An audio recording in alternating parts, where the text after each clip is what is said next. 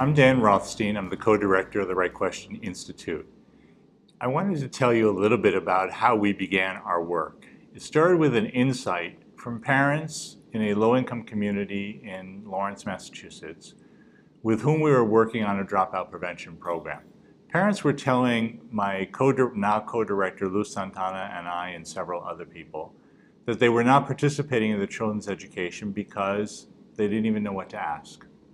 So we thought, okay, that's a reasonable thing. We can solve that problem.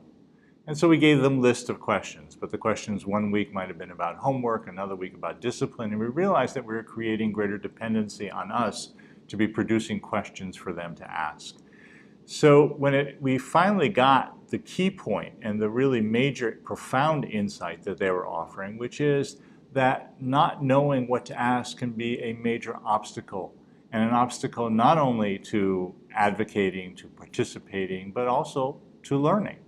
And we have many teachers who talk about how difficult it is to get students to ask questions, even when teachers invite them and warmly welcome them.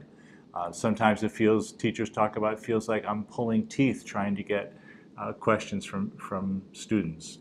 So part of what we learned was that from the parents in Lawrence was that we really need to figure out a way to democratize access to the skill of question formulation. How to make it easier for all people, no matter their level of education or where they are in their educational journey, to learn how to ask their own questions. And what was really interesting was that it took us a while to figure that out. No matter how important question formulation might be perceived for learning, the skill has rarely been deliberately taught. The model even of Socrates, for example, is really of the wisest person in the room asking questions of the less wise. We were trying to turn that on its head and look at how all students could learn to do three things: to produce their own questions, to improve their questions, and to strategize on how to use them.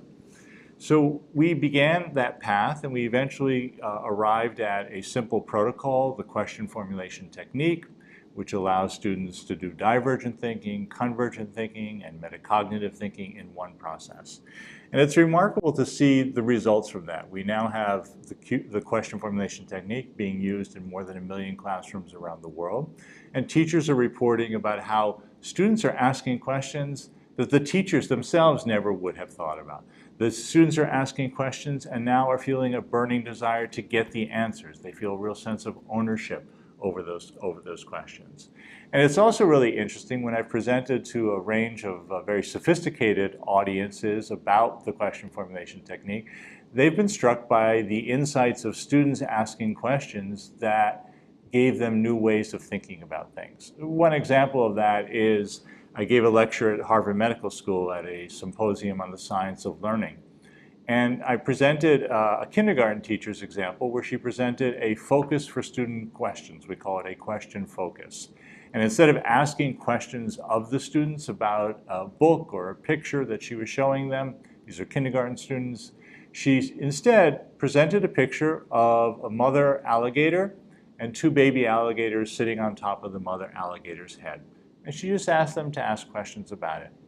And then they ask questions about why are the babies sitting there, why are there bumps on the baby alligators but not on the mama alligator. And then they asked a third question, is it a mama or a daddy alligator? And the faculty at Harvard Medical School, many of them talked to me afterwards, and they said that they were astounded by what those kindergarten students had done in moving from the second question to the third question. They had asked something about the mother alligator, and then in the third question, they checked their assumption. Was it a mama or a daddy alligator? They said, we spent 4 years trying to get our medical students to question their assumptions.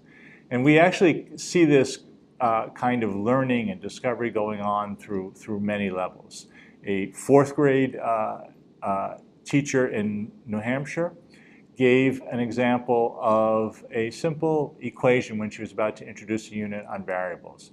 She put up there 24 equals 3 smiley faces. That was her beginning.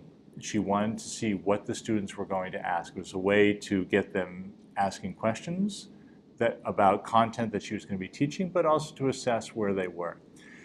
So their questions went in many different directions, but by about the 8th or 9th question, the students asked, because the 3 smiley faces are the same, does that mean something? Then they went further, does the number have to be the same because the 3 smiley faces are the same? And then an enjoyable question, does it mean that 24 is a really happy number? But what was happening was that they were actually beginning to unpack the content of what she was going to be teaching. Sometimes we joked with her that you can go home, you've taught your lesson on variables, now that they are unplugging and unpacking the mystery of these symbols and the equation that she presented in front of them. So we've been learning a lot over the last five years. When Harvard Education Press published our book, Make Just One Change, Teach Students to Ask Their Own Questions, we had no idea how this would be received in the world of education, because it does challenge a traditional practice, which is the teacher asking questions of students and moves it to the teacher presenting a focus for student questions, and the students learn how to produce, improve, and strategize with the use of their own questions. But the adoption has been absolutely remarkable. As I mentioned, 1 million classrooms around the world, more than 300,000 teachers using it. Every single day we're seeing exciting examples from classrooms of student questions and teachers experiencing greater joy in their teaching as they see the students take ownership and get excited about their own questions. And all of that has led us to some thinking in a new direction, that perhaps there's an emerging theory of learning here about the importance of question formulation.